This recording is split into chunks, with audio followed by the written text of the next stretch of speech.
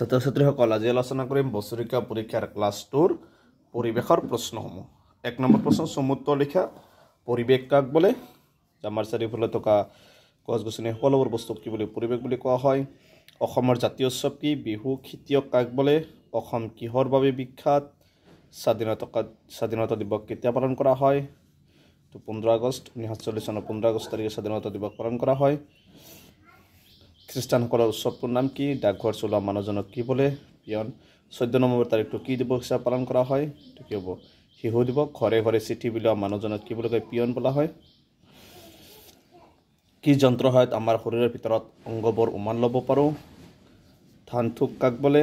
হৃদপিণ্ড ক'ত থাকে? ইয়াৰ কাম কি বোলে? 2 মাৰ্কৰ কুৱেশ্যন। হিন্দু লোকসকলে পালন কৰা দুটা উৎসৱৰ নাম লিখা। আমাৰ শৰীৰৰ ভিতৰত দুটা অংগৰ নাম লিখা। মৰণা মৰা কাক বোলে? কঠীয়া বা বীজ কাক বোলে? আমি খবৰ কি উপায়েৰে পঠিয়াব পাৰোঁ? সৌৰজগতৰ গৃহ কেইটা? দুটা নাম লিখিব দিছে। পূৰ্ণিমা আৰু আউসী কিমান দিন মূৰে মূৰে হয়? কি যন্ত্ৰৰ সহায়ত আকাশ গ্ৰহ তৰা চাব পাৰি?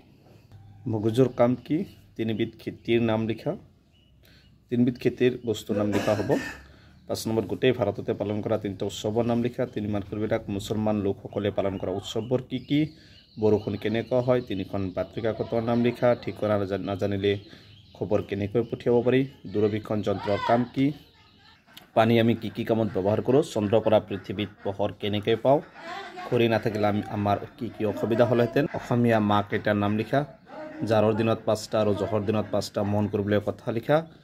16 নম্বৰ কংহৰ লগত কংহ মিলোৱা। এইফালে আছে হিন্দুসকলৰ উৎসৱ কোনটো হ'ব? বিহু হ'ব। মুছলমানসকলৰ উৎসৱ কি হ'ব? ঈদ হ'ব। মহৰম হ'ব। খ্ৰীষ্টানসকলৰ উৎসৱ কি হ'ব? বৰদিন হ'ব। অসমৰ জাতীয় উৎসৱ কি? বিহু। হিন্দুসকলৰ উৎসৱ হ'ব ফাকুৱা, দেৱালী, দুৰ্গা পূজা হ'ব। আৰু অসমৰ জাতীয় উৎসৱ হ'ব বিহু। গোটেই পৃথিৱীত পালন কৰা দিৱস হৈছে মে' দিৱস। খালী ঠাই পূৰ কৰা। অসমৰ দেশৰ বাবে বিখ্যাত। বিজ্ঞান দিৱস কিমান তাৰিখে? কিমান ফেব্ৰুৱাৰী তাৰিখে? 28 ফেব্ৰুৱাৰী হ'ব।